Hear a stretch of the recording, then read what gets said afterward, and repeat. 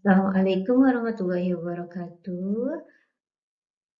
Oke, semua kita bertemu lagi pada pertemuan kali ini dalam mata kuliah konsep dasar IPS. Semoga teman-teman semua dalam keadaan sehat dan siap untuk mengikuti perkuliahan hari ini. Oke, hari ini kita akan membahas tentang pendidikan IPS atau pembelajaran IPS. Lebih kepada apa itu pengertian IPS, tujuan IPS, dan juga landasan IPS. Mungkin teman-teman juga sudah tahu dan sudah mengetahui pengertian IPS itu apa, tujuannya apa, dan juga landasannya seperti apa. Nah, hari ini kita akan membuka atau membahas secara rinci dari pendidikan IPS. Yang pertama yaitu Oke, menurut Pak Nursid, pendidikan IPS adalah suatu penyederhanaan disiplin ilmu-ilmu sosial, ideologi negara, dan disiplin ilmu lainnya, serta masalah-masalah sosial terkait yang diorganisasikan dan disajikan secara ilmiah dan psikologis untuk tujuan pendidikan pada tingkat pendidikan dasar dan menengah.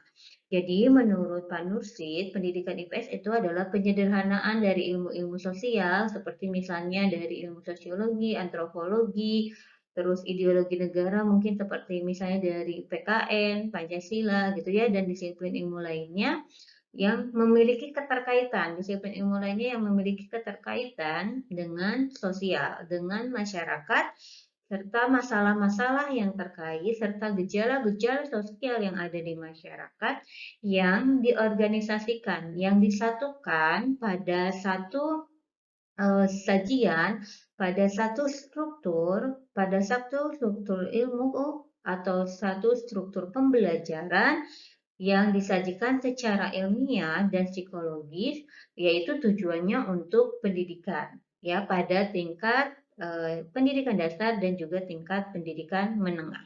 Itu menurut Pak Nursid pendidikan. Jadi dia menekankan di sini penyederhanaan disiplin ilmu-ilmu sosial, baik itu misalnya tadi antropologi, sosiologi, dan lain-lain, dan juga ilmu ideologi negara, serta disiplin ilmu lainnya yang memiliki keterkaitan, yaitu tujuannya untuk pendidikan.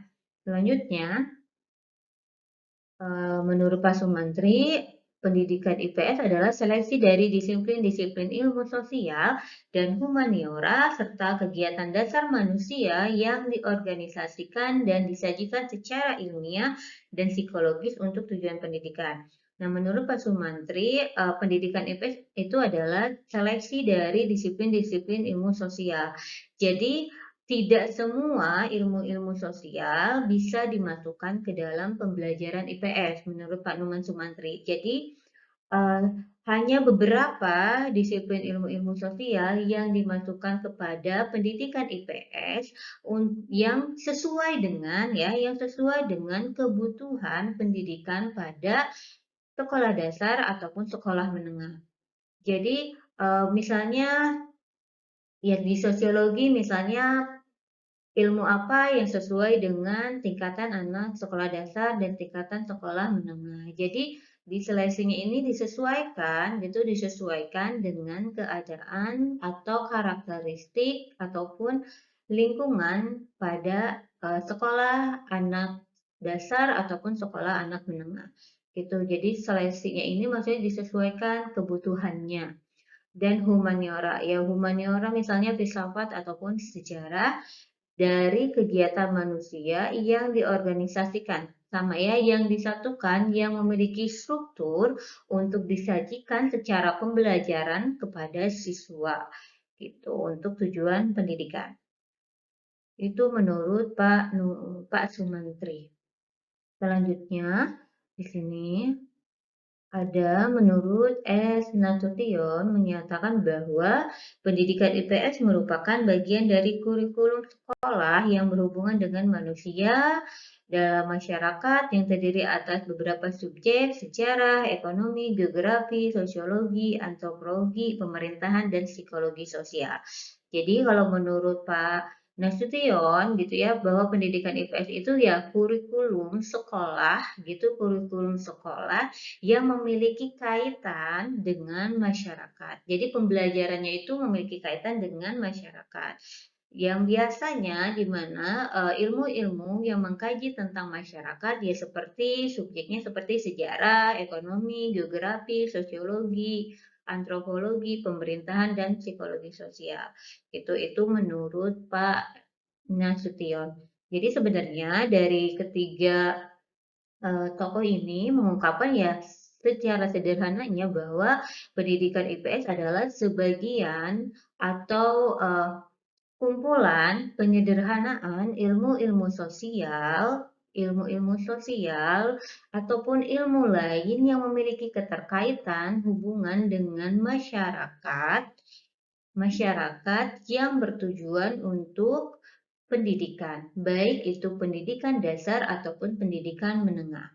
Nah, misalnya ilmu-ilmu sosialnya seperti apa? Ilmu-ilmu sosialnya yaitu ya misalnya ekonomi, geografi, sosiologi, antropologi, misalnya ilmu lainnya humaniora misalnya ada yang filsafat atau sejarah gitu ya, atau bahkan mungkin bisa berkaitan dengan ilmu alam gitu ya. Misalnya ketika kalian mengkaji tentang ilmu geografi, di situ biasanya ada mengkaji tentang struktur bumi gitu ya, struktur lapisan bumi. Nah, biasanya dalam struktur lapisan bumi itu ada tentang ilmu unsur-unsur kimianya gitu atau unsur-unsur fisikanya. Jadi makanya di sini bahwa pendidikan IPS itu ya bagian dari pembelajaran yang di dalamnya materinya gitu ya dari ilmu-ilmu sosial atau ilmu humaniora atau juga ilmu alam yang memiliki keterkaitan atau hubungan dalam masyarakat. Seperti itu. Itu adalah pendidikan IPS.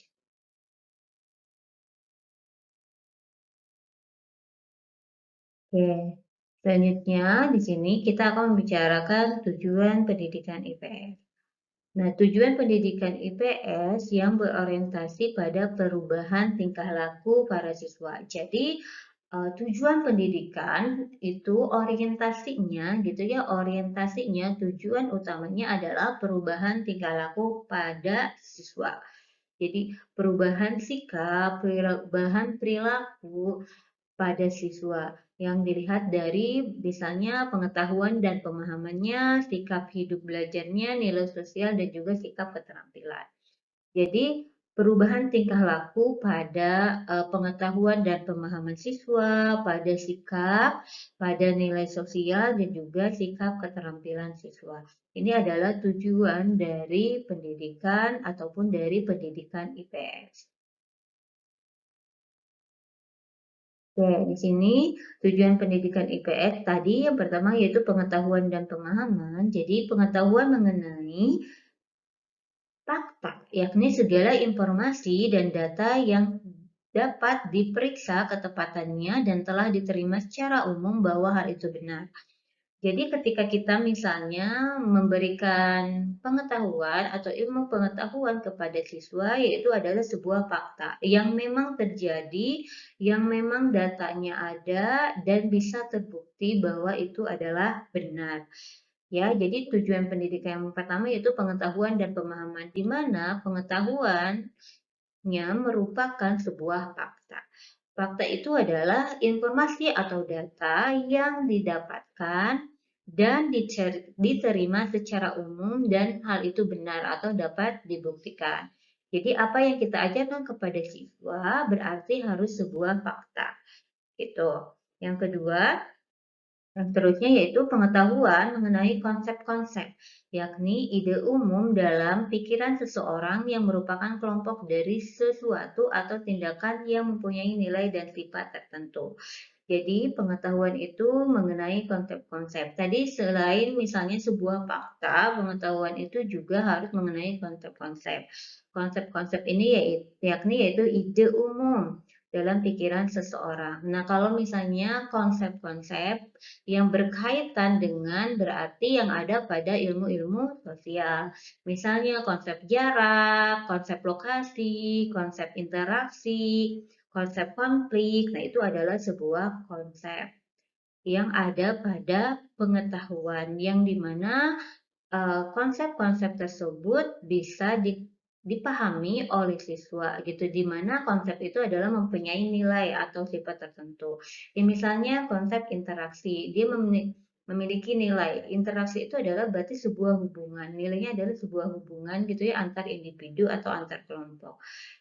Yang kedua, maaf yang seterusnya yaitu pengetahuan mengenai generalisasi, yakni pernyataan umum atau teori yang menyatakan antara beberapa konsep yang mempunyai nilai yang luas. Jadi, eh, yang selanjutnya, pengetahuan itu adalah generalisasi. Generalisasi dari konsep-konsep tersebut, yang mana pernyataan umum atau teori yang menyatakan antara beberapa konsep yang mempunyai nilai yang luas.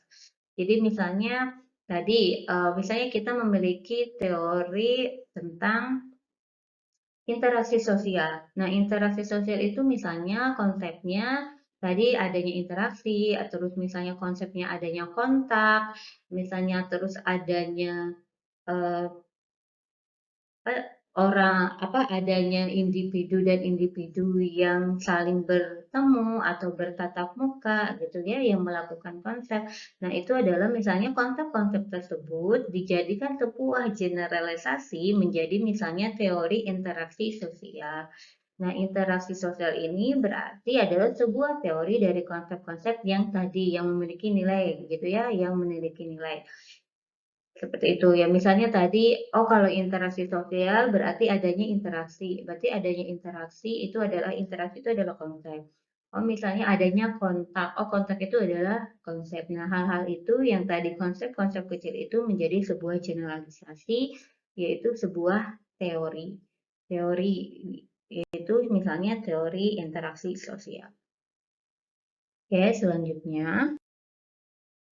Tadi keterampilan, sorry, maaf, yang tadi itu pengetahuan. Jadi pengetahuan itu atau pemahaman dilihat dari bahwa pengetahuan itu adalah sebuah fakta, pengetahuan itu adalah sebuah konsep, dan pengetahuan itu adalah sebuah generalisasi. Nah, selanjutnya di sini nilai dan sikap.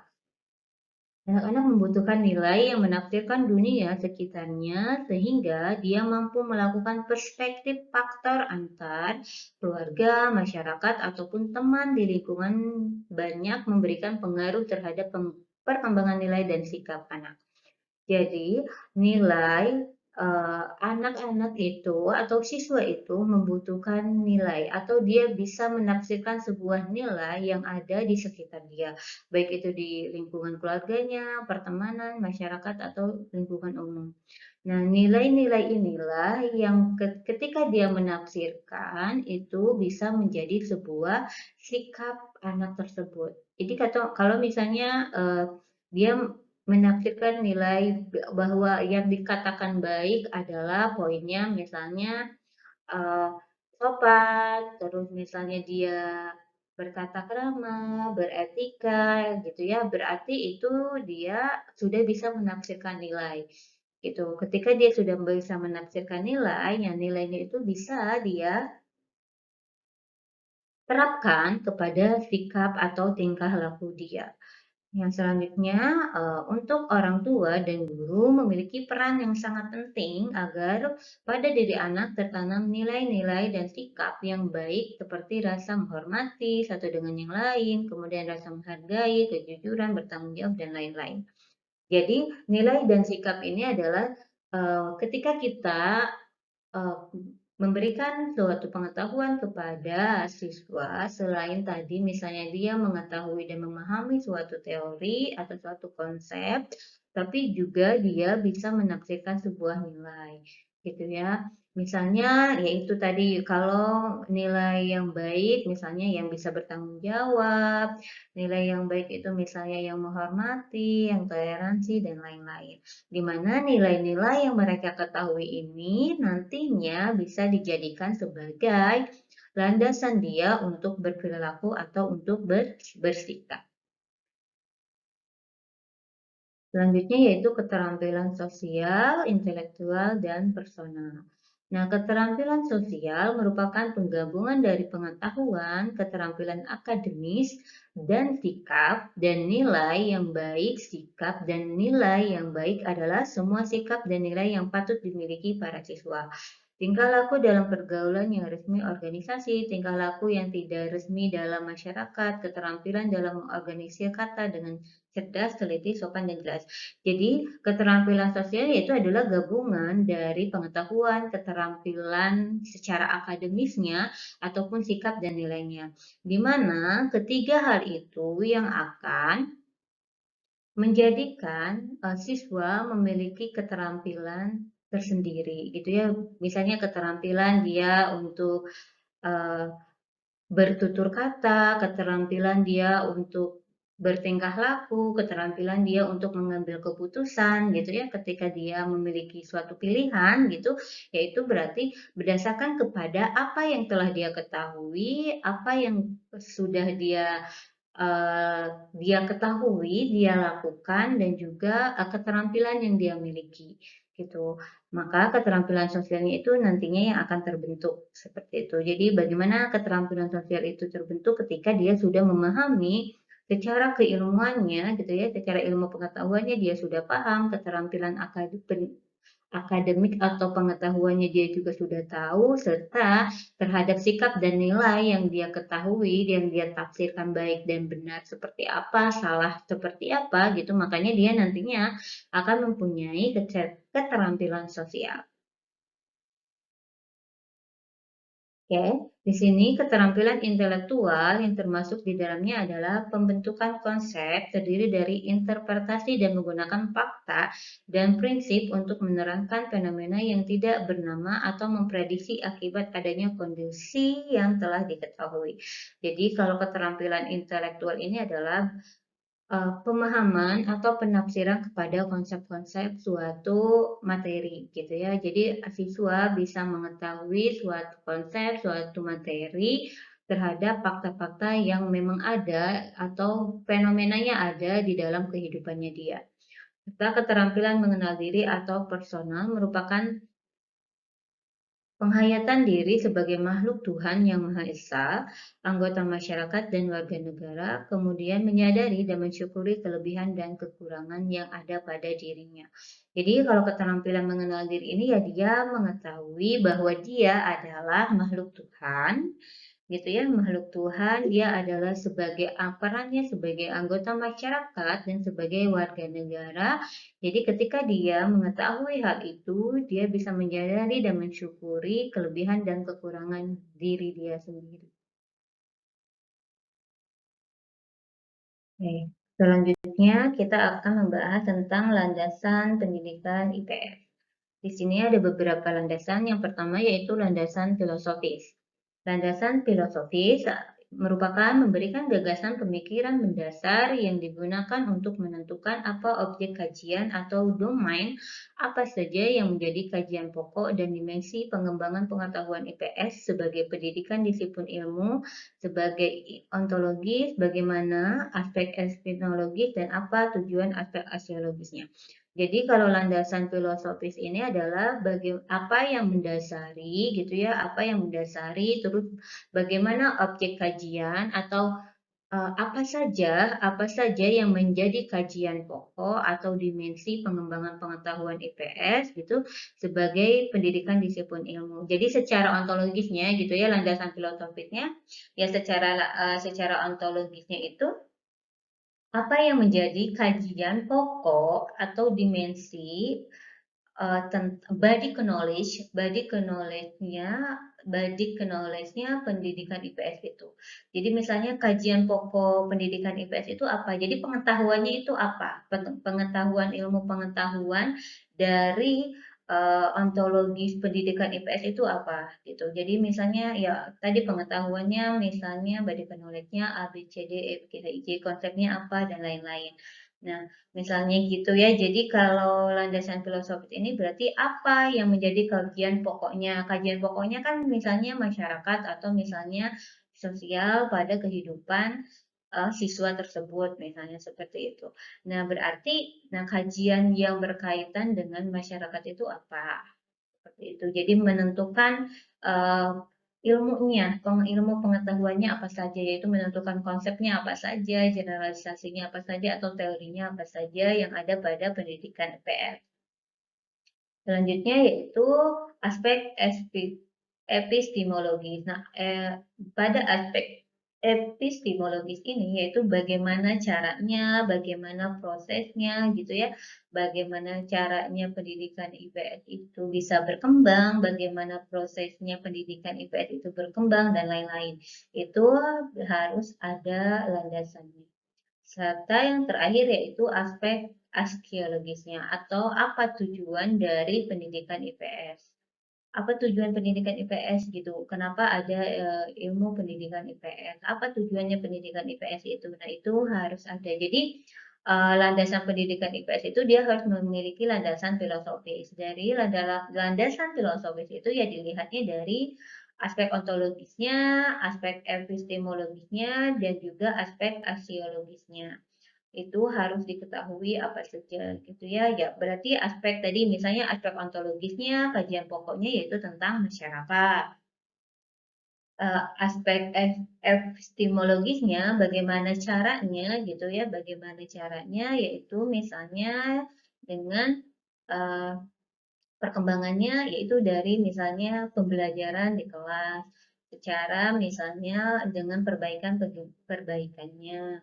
Tujuannya apa gitu, tujuan aspek psikologis dari IPS itu apa? Tujuannya yaitu untuk pendidikan di sekolah, misalnya seperti itu. Itu adalah bagian dari landasan dasar filosofis.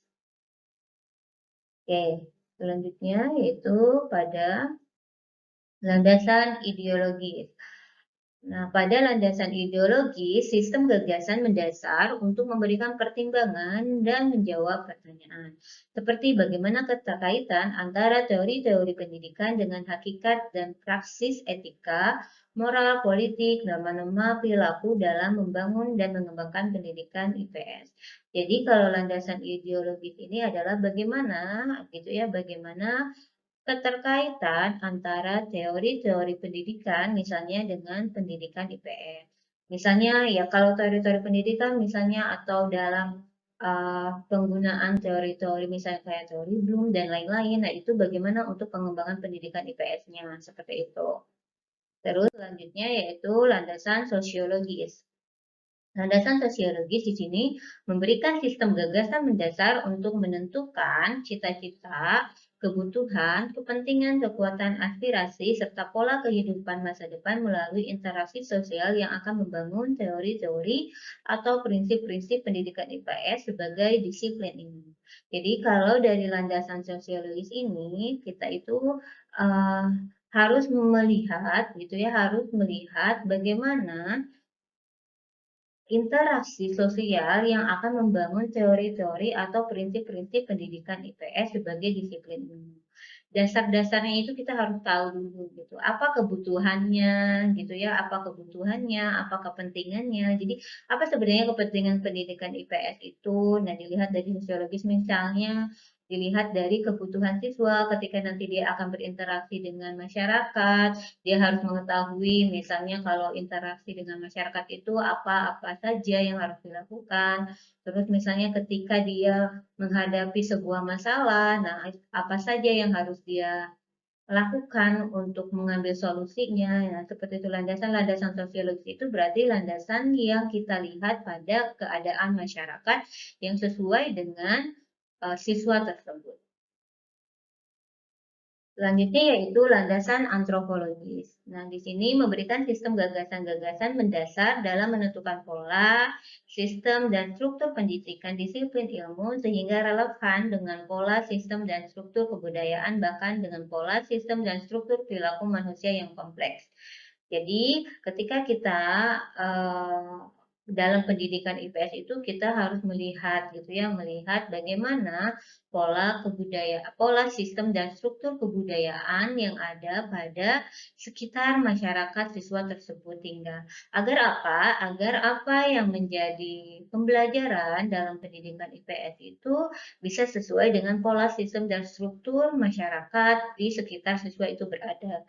Seperti itu. Misalnya gini, kita ketika misalnya mengajarkan IPS gitu ya, terus kita, berada misalnya di kota Cirebon dengan ketika kalian mengajarkan IPS misalnya di, Balikpapan, itu pasti akan berbeda gitu, polanya akan berbeda. Karena apa? Karena akan menyesuaikan dengan kebudayaan yang ada di masyarakatnya. Jadi ketika kita memberikan suatu teori gitu, kita harus biasanya kan harus mencontohkan dengan keadaan yang ada di sekeliling siswa tersebut. Jadi ya berarti kita harus menyesuaikan kalau kita sedang berada di kota Cirebon misalnya, berarti mengajarkan siswanya sesuai dengan keadaan kebudayaan yang ada di kota Cirebon. Tapi ketika kita misalnya berada di kota Balikpapan, berarti kita harus menyesuaikan dengan kebudayaan yang ada di Balikpapan. Jadi seperti itu lagi, landasan antropologis ini adalah kita harus menentukan pola, sistem, dan struktur pendidikan sesuai dengan kebudayaan yang ada pada sekeliling siswa tersebut atau lingkungan masyarakat. Oke, selanjutnya yaitu landasan kemanusiaan. Memberikan sistem gagasan-gagasan mendasar untuk menentukan karakteristik ideal manusia sebagai sasaran proses pendidikan. Jadi kalau dari landasan kemanusiaan itu gitu ya, kita harus menentukan karakteristik ideal manusia itu seperti apa. Misalnya sifat-sifat manusia itu seperti apa. Nah, agar misalnya Eee, tujuannya itu bisa sampai kepada siswa. Yang selanjutnya yaitu landasan politis. Di sini, landasan politis memberikan sistem gagasan-gagasan mendasar untuk menentukan arah dan garis kebijakan politik dalam pendidikan dari IPS. Nah, landasan politis ini adalah maksudnya kebijakan-kebijakan politik dalam pendidikan dasar IPS itu adalah kebijakan-kebijakan yang nantinya misalnya akan adanya perubahan seperti misalnya kurikulum. Secara politik pasti kan itu ketika pergantian pemerintahan biasanya juga kan pergantian menteri kependidikan. Ketika pergantian menteri kependidikan itu pasti arah kebijakannya akan berubah. Nah, kita harus selalu menyesuaikan dengan landasan politisi tersebut, yaitu landasan politik tersebut, yaitu misalnya arah kebijakan yang diambil oleh Menteri Pendidikan pada periode-periode tertentu. Seperti itu. Selanjutnya yaitu landasan psikologis, memberikan sistem gagasan-gagasan mendasar untuk menentukan cara-cara pendidikan IPS membangun struktur tubuh disiplin pengetahuannya, baik dalam tatanan personal maupun komunal berdasar entitas-entitas psikologisnya. Nah, kalau landasan psikologis yaitu ya berarti bagaimana cara-cara pendidikan IPS membangun struktur tubuh disiplin pengetahuannya. Maksudnya membangun struktur tubuh tadi body knowledge-nya, misalnya apa, ya maksudnya pengetahuan pendidikan IPS, misalnya materinya apa. Nah, materinya itu selain tadi sesuai dengan kebutuhan siswa ketika dia usia misalnya sekolah dasar, usia sekolah menengah, tapi juga harus disesuaikan dengan psikologisnya, gitu ya, yang berkaitan dengan mentalitas atau kejiwaan perkembangan siswanya, seperti itu. Itu dalam landasan psikologis. Yang terakhir yaitu landasan religius.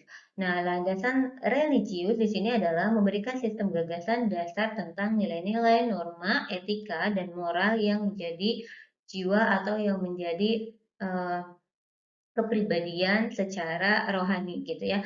Jadi kalau landasan religius ini berarti pendidikan IPS itu harus bisa melihat nilai-nilai, norma, etika yang ada pada agama gitu ya.